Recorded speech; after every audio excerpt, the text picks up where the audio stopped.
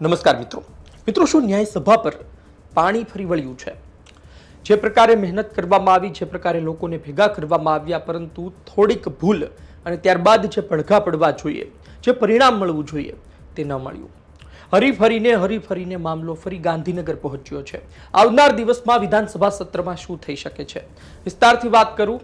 29 ડિસેમ્બરે નવનીત બાલધિયા પર જે હુમલો થયો તે ઘટના એસઆઈટી ને જે તપાસ સોંપવામાં આવી ત્યારબાદ શાંત થઈ જવી જોઈતી હતી, ન થઈ. ન્યાય મળવો જોઈએ અને અંદર ખાને એ જ વાત હતી કે જયરાજ આહિરની તમે ધરપકડ કરો. બીજા સમન્સ બાદ તેમની પણ ધરપકડ કરવામાં આવી.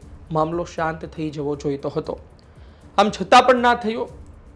અને ત્યારબાદ આપણે જોયું છે કે મામલો સતત લંબાઈ રહ્યો છે અને આજની તારીખે પણ ચાલી રહ્યો છે.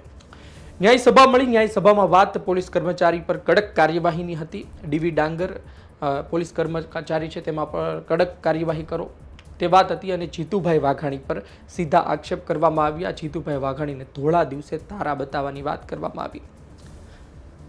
હવે આ બધી વાત પછી જ્યારે સમય પસાર થતો હતો, આ વચ્ચે જે મહેમાનો આવ્યા હતા એમને ન્યાય સભામાં બોલવા ન દેવામાં આવ્યું. તમે જુઓ કે જે પરવાનગી લઈને આવ્યા હોય, એટલે કે તમે પરવાનગી લઈને આવ્યા છો કોઈ પણ મોટી સભાની, તો તમારા પર જવાબદારી હોય છે.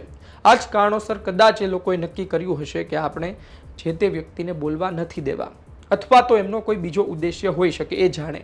પરંતુ તેના ખરાબ પડઘા પડ્યા. લોકોએ વિરોધ કર્યો. સામે જે આગેવાનો આવ્યા હતા, જે નેતાઓ આવ્યા હતા, એમને ખોટું પણ લાગ્યું કે બોલાવ્યા પરંતુ બોલવા તો ન દીધા.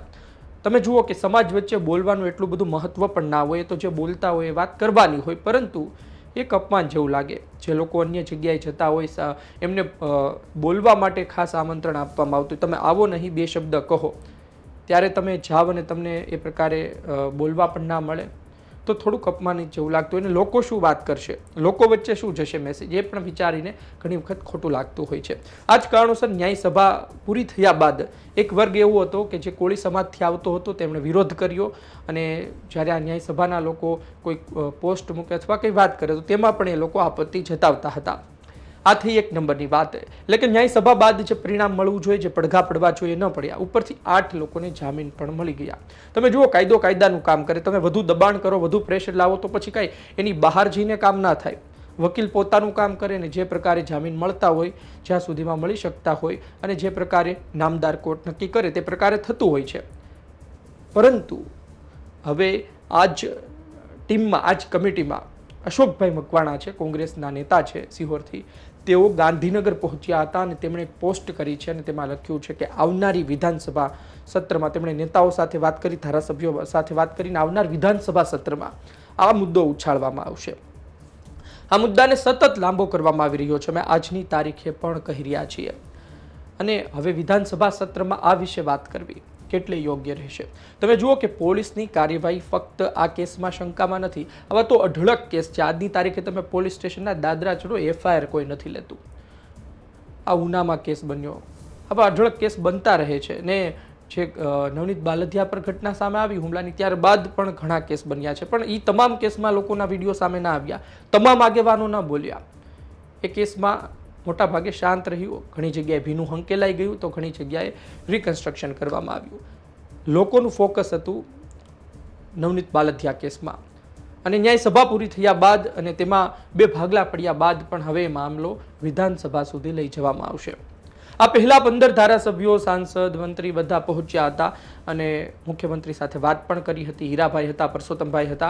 અને ત્યારબાદ એ હતું કે ભાઈ હવે તમે ચિંતા ના કરો, 19-20 નહીં કરવામાં આવે, આવનાર દિવસમાં પરિણામ મળશે.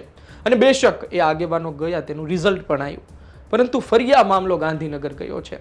હવે ભારતીય જનતા પાર્ટીના નેતાઓ શું વિચારશે? અશોકભાઈ જે છે કોંગ્રેસથી આવે છે, કોંગ્રેસમાં ખૂબ સારું કામ કરી રહ્યા છે.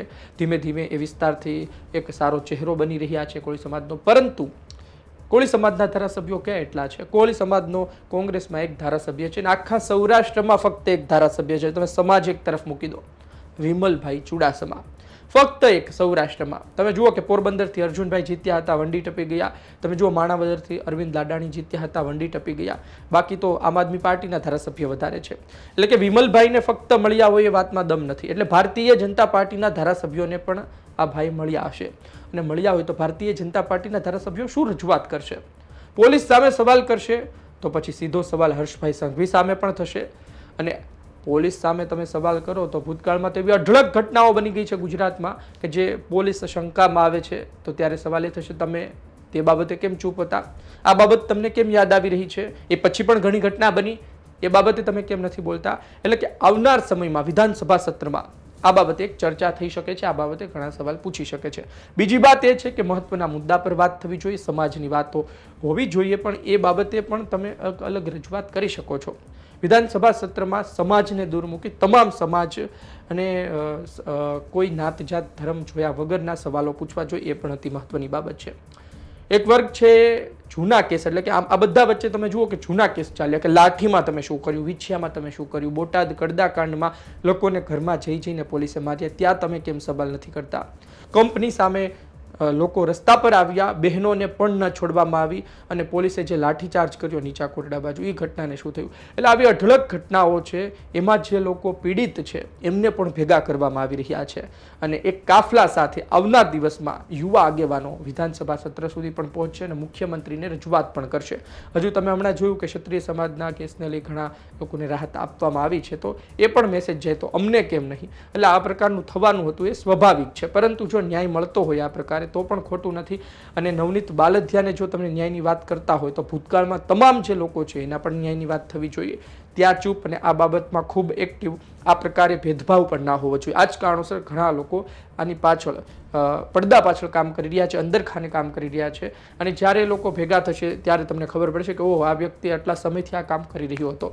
આવનાર દિવસમાં ખબર પડશે, પરંતુ આ મામલો ફરી ગાંધીનગર રિટર્ન થયો છે. જોઈએ આવનાર દિવસમાં શું થાય છે.